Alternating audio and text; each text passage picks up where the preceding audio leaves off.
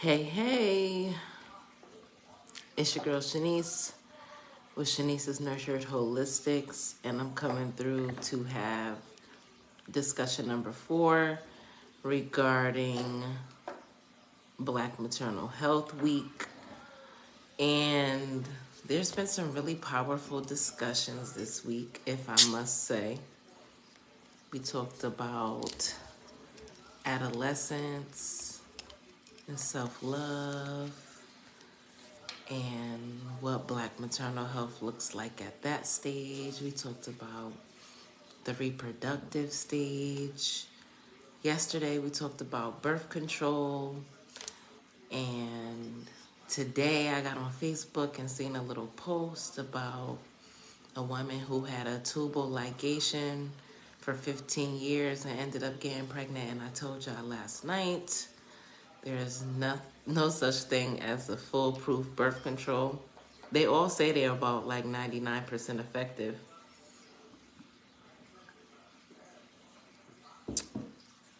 So tonight I did not know what I was going to talk about. So I had to consult the spirits, and they gave me some keywords that I needed to address. And so after I expanded upon those keywords, I have enough stuff to talk about for at least the next 2 days. So I'm going to break it up because I feel like that's effective, so I don't have to go sourcing for content for tomorrow. And so the keywords they gave me was love partnerships, healing, self-love, moon phases, divination, and gamble. And when I started to ponder on those terms and keywords, it really started to bring together a really rich tapestry of concepts that intertwine in several meaningful ways. And so this synthesis inspires the discussion for the next couple of days. I wanted to start things off with self-love.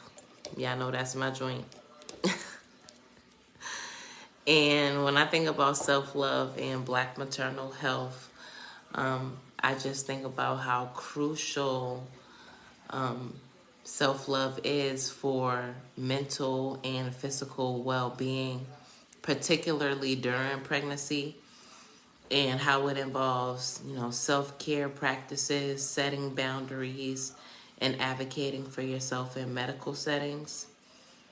In context to Black maternal health, self-love can empower women to seek the best care and support systems, ensuring that their needs and their voices are heard and respected. Some other ways that we can definitely enhance or promote our self-love would be to prioritize our nutrition. That's very important for women overall, but especially during your pregnancy. That's important for you and baby.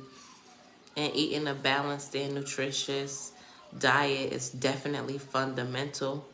Focusing on whole foods rich in essential nutrients like folic acid and iron and calcium, and give you the correct proteins. Support the health of both mother and baby, and incorporating these kind of foods is an act of self-love, because that which nourishes you allows you to continue to nourish yourself and baby and those around you. And it's an act of self-respect. Another form of self-care, self-love during pregnancy is exercising. Gently engaging in some form of physical activity is suitable for pregnancy.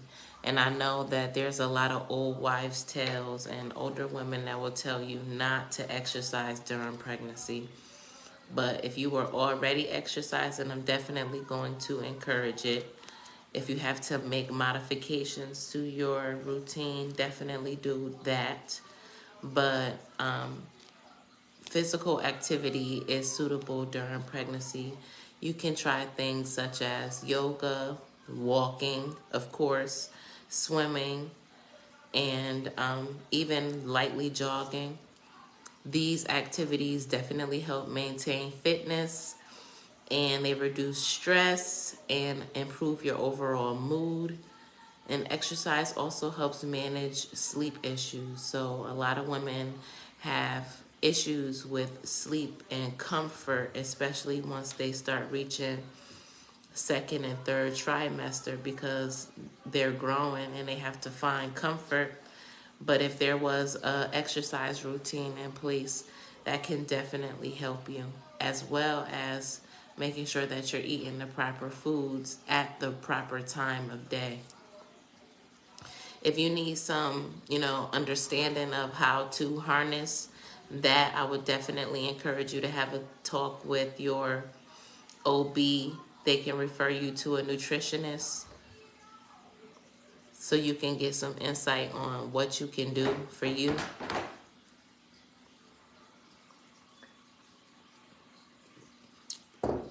Adequate rest is very important during all phases of reproduction, because you're an incubator.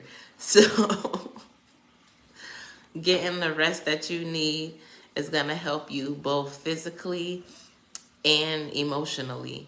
And prioritizing getting enough sleep and considering incorporating periods of relaxation techniques before bed, like a warm bath or reading a book, will definitely help you find balance. I'm also going to recommend meditation and mindfulness practices, because these practices, having them in place, can definitely significantly reduce stress and anxiety, as well as depression.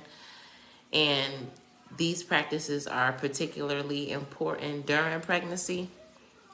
This can include deep breathing techniques, guided meditation, or even finding meditations that are specifically geared towards prenatal meditation classes. That will help you in cultivating a sense of inner peace and nurturing your mindset. Connecting with nature. That is not spoken about enough. I know I kind of drop things here and there, but Mother Nature is life, and connecting with nature definitely helps to support your well-being and reducing stress. I'm going to be a firm believer in grounding, stepping barefoot in the ground, in the grass, and allowing that energy to be extracted from you and recycled into the earth. Because there's no time that you're spending in nature that you are going to be worried. Mother Nature don't allow that. So creating a routine where you're connected with nature can definitely enhance a calming effect, reducing stress, and it enhances your mood. Whether if you're just taking a walk in the park, gardening, or simply just sitting in a natural setting, connecting with the earth can have a profound effect on your well-being, as well as being a great act of self-love. I'm going to say you can also hug a tree, depending upon how earthy you're trying to be. That's not for everybody, but give it a try. Nurturing your emotional health is key in terms of self-love. We live in a society as women where we have to embody our masculine energy more than our feminine energy, because we already have to balance work schedules. If we already have other children, we're balancing their schedules. If we have a significant other, we're balancing theirs as well as our own. So we tend to suppress what we are feeling, or we have to schedule when we feel, or set a routine in place for journaling or have a therapist in play for somebody to at least speak with, or having a village in place of supportive and motivational friends and family who can help uplift you is key. If none of those options are available, you may definitely want to find a support group, because there's always pregnant women out here who are looking for other mothers to connect with and share experiences with them as well. And it also gives you a environment where you can seek support, and you got a sacred space of people who are experiencing the same thing as you, so you don't even have to feel like you're in a judgmental environment.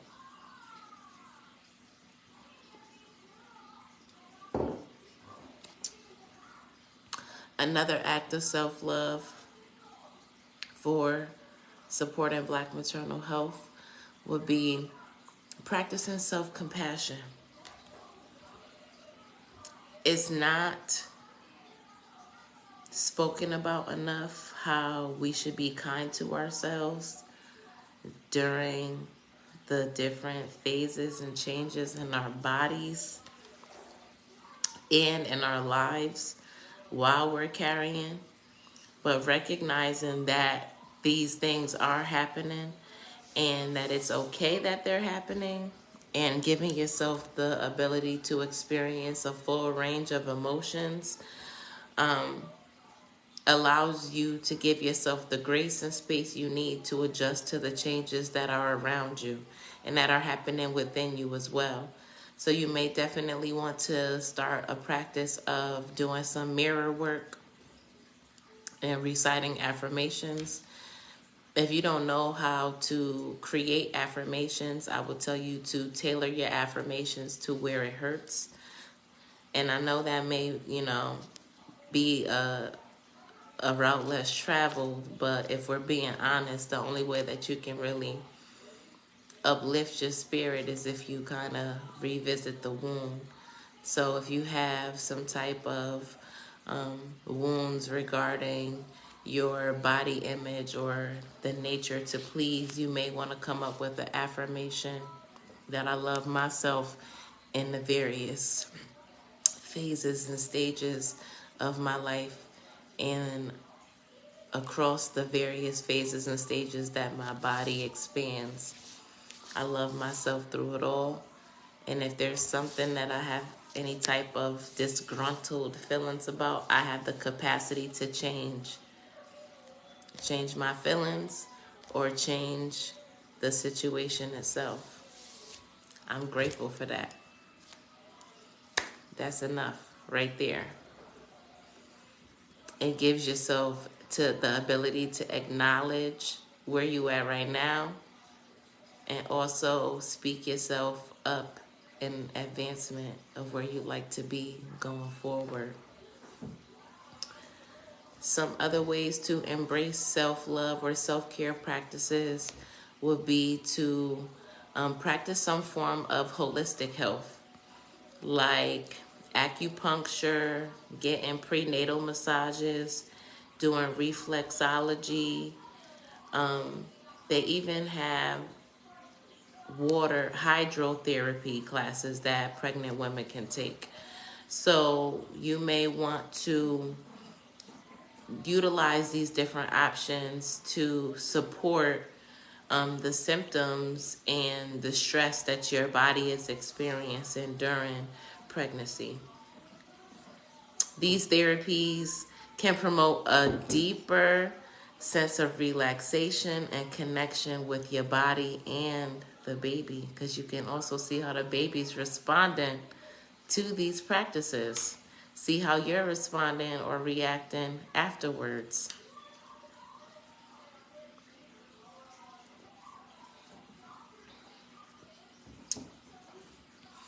Also, dedicating personal time. I don't think that there's enough emphasis on mothers creating space for themselves and engaging in activities that serve their well-being alone. Because for some reason, the act of motherhood becomes a very communal space where we tend to forget about ourselves. And that can happen as soon as in the the pregnancy period, well before the baby even get here. It starts. Think about it. When mothers go shopping once they're pregnant, they don't even look for stuff for them. Everything is geared towards the baby. The baby need this, the baby need that. Ooh, this is nice. You lucky if you venture over into the maternity section to buy yourself a shirt or a dress, and if you do, it's something that can benefit you so you comfortable for the baby. When is the last time that you've dedicated personal time to do something that helps you feel good about you? Taking a nice long shower, reading a book, crafts. Think about what your hobbies are and don't forget them. Maybe it's just something as simple as crocheting or needling, knitting.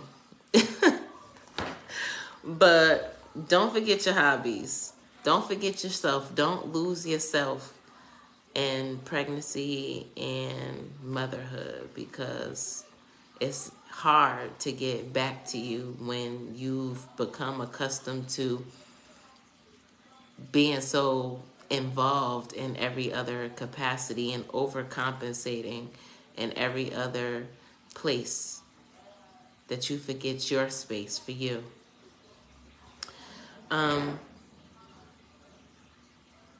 That wraps up what I want to talk about for self-love and Black maternal health. Yeah. I'm going to talk about, I don't know how long I've been up here, but I'm trying to monitor my time because I'm coming back live to do some reading. So I'm trying to make the most of it, but making sure I cover the most of the stuff. So let me stop talking. Let me stop talking. I'm going to talk about moon phases and moon cycles and Black maternal health, because many cultures associate moon cycles with fertility and reproductive health. And this extends into holistic health approaches where moon phases are used to understand and predict physical and emotional states, potentially guiding Black mothers through their pregnancy journey with an awareness of natural rhythms and cycles. Now, a couple of weeks ago, for the Libra full moon, I talked about the divine feminine and our relationship to the moon. And I talked about our moon cycles being a red moon woman, a white moon woman, a pink and purple moon woman. I'm not going to talk so much about that tonight in terms of the pink and purple. If you need more elaboration on that, definitely go back and look at that live. And when I put this on YouTube, you know what? I don't got a pen next to me, but I need to leave a note so I can drop it down in the eye. So if you need to, you could refer back to that, because that was a really good discussion. And do make sure you tap into my discussions on the full moon, because they're all about the divine feminine and our relationship to the lunar phases. But let me get back. Red moon cycled woman is a woman who experiences her menstrual cycle during the full moon. And a white moon woman is a woman who experiences their menstrual cycle during the new moon. Remember that. Now, full moons, red moon women, are in a period of context where they're more concerned with healing. So that's a period of introspection and turning inward. During your pregnancy, this could be a period where it translates into you focusing really deeply on your personal growth and preparing spiritually and mentally for the role of motherhood, which can also include creating communities and sharing wisdom with other women. As a white moon woman, that is your maternal, if you would say, birthing cycle. Those are the women who are experiencing heightened intuition and connection to the nurturing aspect of motherhood. They might find that pregnancy symptoms align with the phases of the moon, and using this rhythm to plan, rest, and create periods of time where you're more active. Thereby, it enhances their physical well-being and emotional connection to the baby. So to practically apply that, you may want to start to track the moon phases. And that will help you better understand and anticipate changes in your emotional and physical states throughout your pregnancy. That can be something as simple as just journaling and looking outside. Because I know a lot of people don't follow the moon or the lunar phases like I do, but it's like a natural part of what I do. So it's innately in me to focus on that. And because women are so closely connected to the moon, it definitely helps you in establishing your, emotional patterns if you start tracking the moon. This will help you in planning your daily activities, when you rest, and even your medical appointments in harmony with nature's rhythms, because you're pregnant for almost a year. So you might as well start tracking what's happening, when the moon full, how you feeling, what types of things are coming up. If you need some help in monitoring what's happening in this period, I'm going to definitely encourage you to get my Lunar Wisdom Healing Workbook. It's really good for manifesting. It's really good for tracking your feelings, because we feel and operate in different phases and patterns when the moon is doing this thing. And so some other things you can do would be to practice and participate in certain rituals and celebrations. Full moons are for releasing, healing, feeling. New moons are for manifesting, creating intentions. And so you may want to use, the full moon to focus on connecting with the baby, while in your new moon, you might want to utilize that energy on setting intentions for your birth and beyond. Just something as simple as that. Being intentional in the time that you spend with baby, because a lot of people don't set aside practical time outside of when they, feel the baby typically moving. They're going on in their day to day. But before you go to bed, it might benefit you to just spend a few moments intentionally holding your belly and talking to your little one. You never know. Start telling the baby what you want. Start praying over the baby. You never know what things you're setting up spiritually.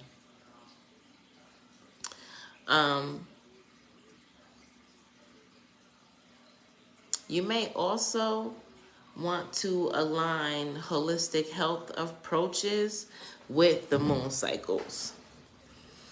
For instance, Certain herbal remedies might be used during certain specific moon phases to alleviate pregnancy symptoms or prepare for labor. As women start preparing for labor, there's certain herbs that we can start to introduce to the body, and it helps to prepare the cervix for softening and as well as making for a easier pregnancy, right? There's certain things that I wouldn't recommend really early on in the pregnancy just because they can stimulate the uterus and we don't want that. But having a holistic practitioner or a doula or a midwife in your corner would definitely help you in this perspective, or just having a herbalist that you trust who offers really educational tools to help you in determining what's the right things to take and when. And if you need any help in that, definitely connect with me. I'm an ancestral medicine practitioner and I'm a Black doula. Got you. Understanding and integrating the significance of the red moon and white moon cycles and broadening our lunar cycle awareness, Black mothers can enrich their pregnancy journey, making it a little bit more spiritual and culturally connected to ancestral traditions. This holistic approach not only honors ancestral traditions, but also empowers women to tune into their bodies and the natural world in a deeply personal and empowering way. And that's going to tie me into my last concept that I'm going to talk about tonight, and that's divination. I'm not going to lie, when my team first introduced it to me, because I told y'all I pulled cards on this because I didn't know what I was going to talk about. I had to sit with that for a minute, and I'm like, what y'all want me to talk about divination with Black Maternal Health Week? And then I thought about it. I'm like, girl, you read cards and think about everything that you do and how it's helped you in strengthening your relationship as a mom and recognizing what path you're going down and certain actions and what's happening in particular phases, right? And so I thought about it. I really wasn't into divination or practicing divination when I was pregnant with my daughter, but when I decide to have another child, or when God blesses me with that, then I know how to implement or employ what I know now, right? So whenever something heated happens between me and my daughter, I will definitely look at our charts and look at what's happening in transits. And she sits in a particular space in my chart, so we're on a spiritual partnership together. And a lot of people don't recognize that our children choose us, and by way of spiritual intervention, there's certain lessons that we're going to acquire as parents, right? And so before I dive into all of that, I'm going to dial it back a little bit, and I'm going to talk about what divination is and take it from there, okay? So often divination is used to gain insight and guidance as a spiritual practice that helps individuals make decisions aligned with their highest good. For Black maternal health, divination could be a tool for mothers seeking deeper understanding and reassurance about their pregnancy and future parenting paths. Divination encompasses a practice like using tarot and astrology readings. And they serve as a profound tool for introspection and guidance, offering insights that can be particularly meaningful during pregnancy. a crucial period of emotional and spiritual growth. These practices can enhance a mother's journey, providing clarity and promoting a deeper spiritual connection with the unborn child. So, if you got tarot readings, your tarot readings can offer personal reflections and foresights that are often symbolic and open to interpretation, allowing mothers to explore different aspects of their current life situation, including their health, emotional well-being, and the evolving relationship with their baby. During pregnancy, tarot readings can address your anxieties, which can help alleviate fears and anxiety about childbirth and motherhood by providing comforting insight or affirmations. Tarot readings can also foster a connection, which enhances the mother's connection to her baby, and interpreting the cards as messages or advice on how to nurture the developing bond. Tarot readings can also guide decision making, offering guidance on important decisions regarding birthing plans, parenting styles, or even personal growth, and developing plans during the transformative phases. Divination can also help you in deciding the name for your baby. Dreams are also a form of divination. They're more prophetic, but I have a sister who told me that she got the name of all of her children by dreams. And when I thought about it, I did a reading on it, and I wanted to see, if that was really the name that the baby wanted her to go with. And lo and behold, the baby definitely was more aligned with the name that she gave her in the dream as opposed to the name that she wanted to go with herself.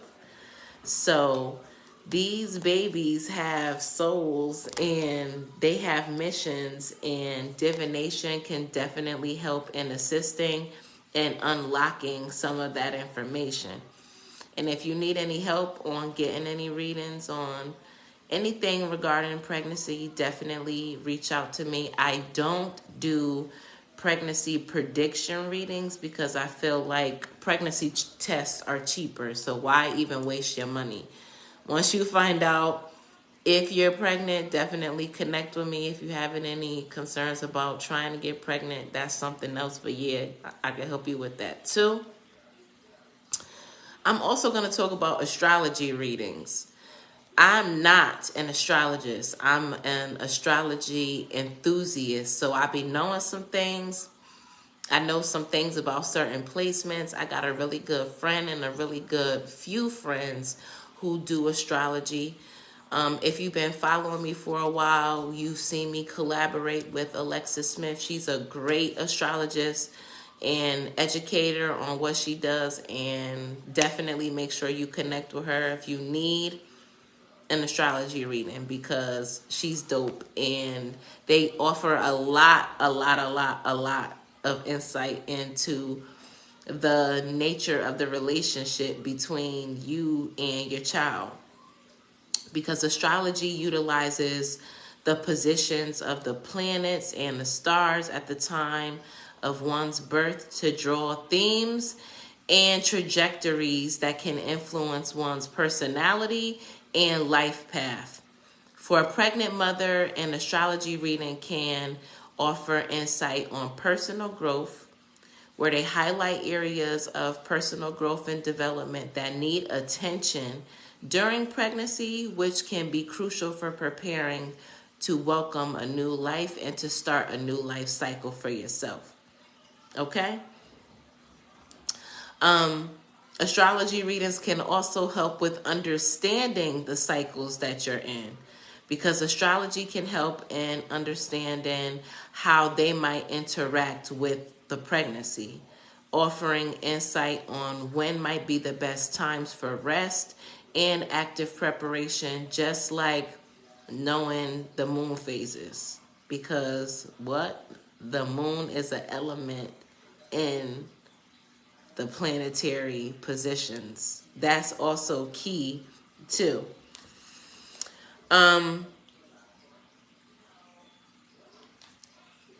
Astrology readings can enhance or give you some insight into the undertones of the spiritual partnership between the mother and the baby, and the father too. This allows you to explore how their astrological chart may interact and what lessons or, excuse me, that's my alarm telling me to go live because I'm supposed to be doing readings now, but I'm going to wrap this up. How their charts may interact and what lessons or growth opportunities the baby brings into the mother's life. Astrology readings can also help with enhancing spiritual growth and understanding, because astrology offers avenues for deeper self-reflection and spiritual understandings that are essential during the transformative period of pregnancy. They provide ways to navigate transitions, to how to offer reassurance and empowerment, and how to engage in community and cultural connections. By integrating tarot and astrology into the journey of pregnancy, expectant mothers can gain a greater understanding of the spiritual partnership they share with their baby. This not only enhances their personal growth, but also deepens the bond they share spiritually and on a cosmic level. This approach not only supports individual well-being, but also enriches the cultural fabric of Black maternal health by embracing and revitalizing traditional spiritual practices. What y'all think about that? Tonight, we talked about a lot, but I knocked that out in a good amount of time. I ain't even gonna hold you. I'm a little proud of me. So we talked about self-love, broke that down into what that looks like on a Black maternal health level. We talked about the moon phases and the moon cycles and being a red moon woman versus a white moon woman. We talked about that in great depth a couple of weeks back. Follow up on that if you need some more insight. We also talked about divination to promote and enhance the experience of motherhood. There's so many ways that that can be applied. Don't be scared. That's going to conclude tonight's conversation. I got you front, back, left, right, and center on anything that I discussed tonight, except for astrology readings, because I don't do that. I'm an enthusiast. So if you tell me that your baby gonna be a Cancer, I'm gonna say, ooh, because I know some things. But other than that, I'm gonna have to refer you over to the big dogs, okay? So if you need any help with anything that I mentioned tonight in tonight's topics, definitely do not hesitate to reach out to me. I got you. I can be connected with by any of the links in my bios and my descriptions and my captions, all that. You know how to find me on whatever platform you see this. And if you need help in any way, don't hesitate to reach out. Have a wonderful evening, and make sure you come back and watch my next live on these collective readings that I'm doing. I love you. I'll talk to you soon. Bye.